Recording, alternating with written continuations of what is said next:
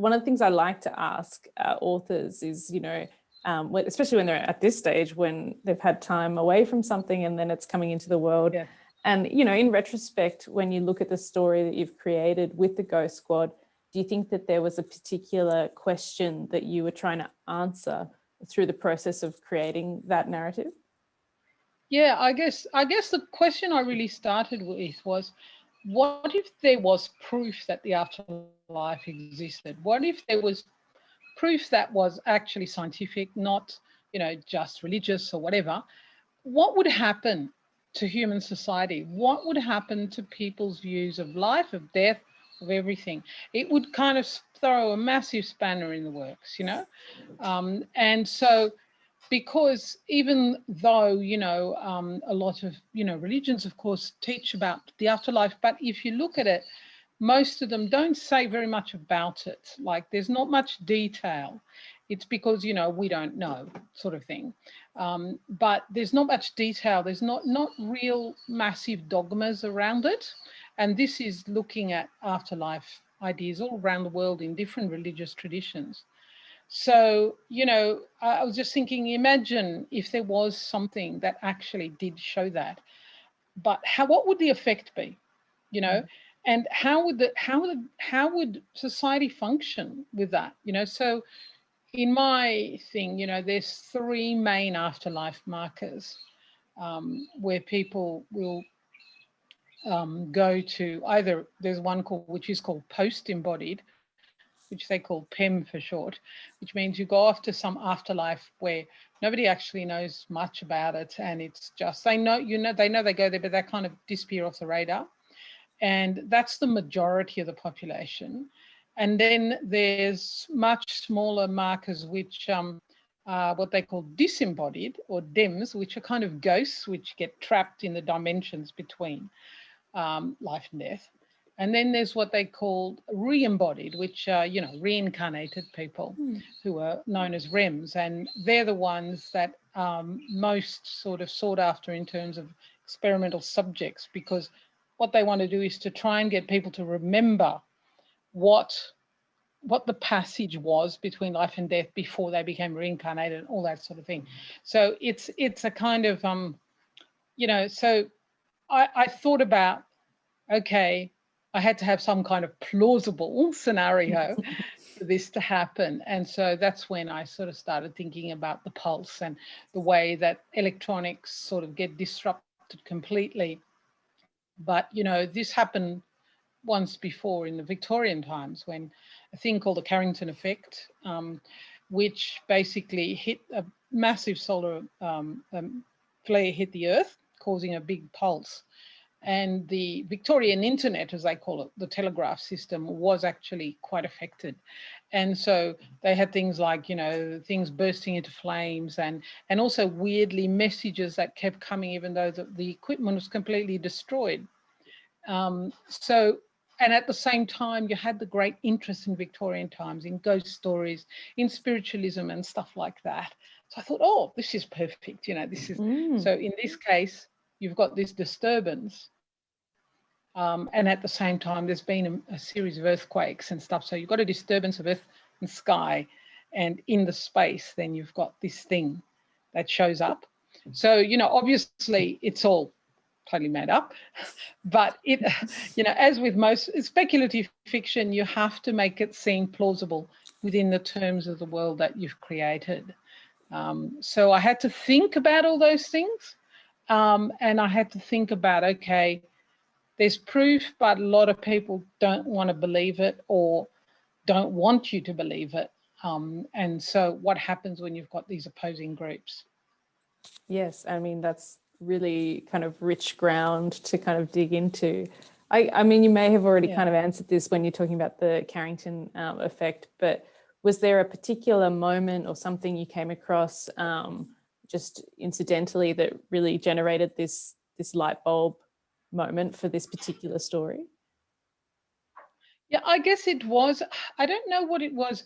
I sort of had this idea, but I was trying to think, okay, now how would it work? So, for instance, a while back, I went to this little museum in Rome, which is called the Museum of Purgatory, right? And of course, in Catholic doctrine, purgatory is a kind of halfway house between heaven and hell. And you go there if you're not bad enough to go to hell and not good enough to go to heaven.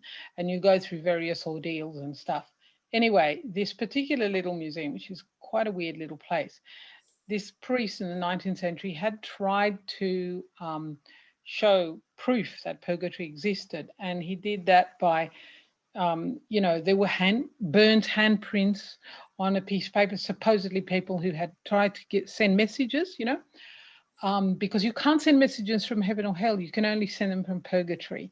And so, I was thinking, but, this is now. People don't believe, that a burnt handprint on a piece of fabric is proof. You need some kind of thing like what I thought of. And I thought, okay, what would cause a disturbance in the electronic systems that run, monitoring machines and other things like that in hospitals? And I thought, I have a look. Electromagnetic pulse, and then I started reading about them, and I found that not only about the Carrington effect, but I also found that a lot of governments actually have contingency plans for when the next one hits, because it is very likely that one may hit. And that given our very connectedness, that it could present a very substantial problem.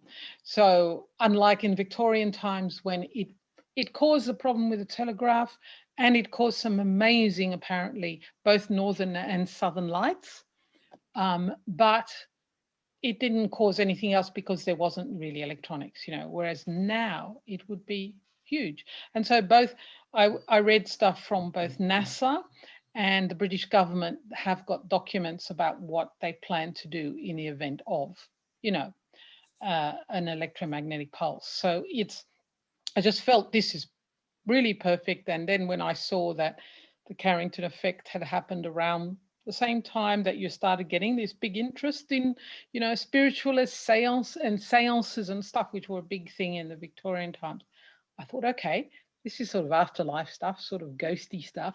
So therefore, in my time, it can have triggered something similar, So I guess it was at that moment when I realized that I had to find something which would work within the contemporary setting that I was doing, and then what would cause that, and then looking up that, and I got really excited because, oh wow, this is amazing, Yeah.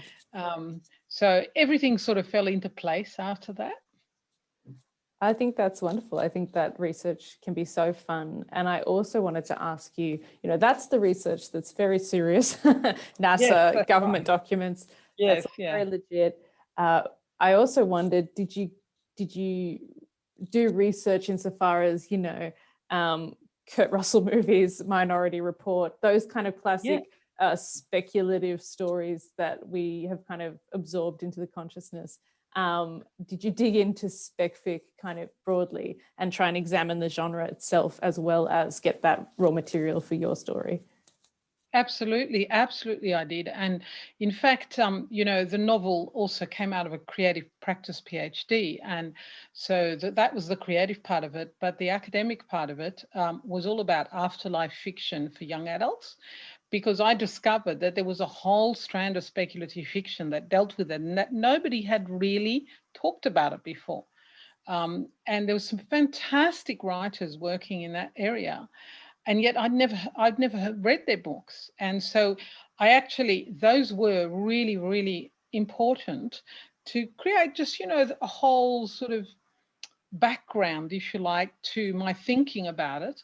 And then I also watched a lot of films and TV series and things like The Glitch and The Returned, the French series, which is extraordinary.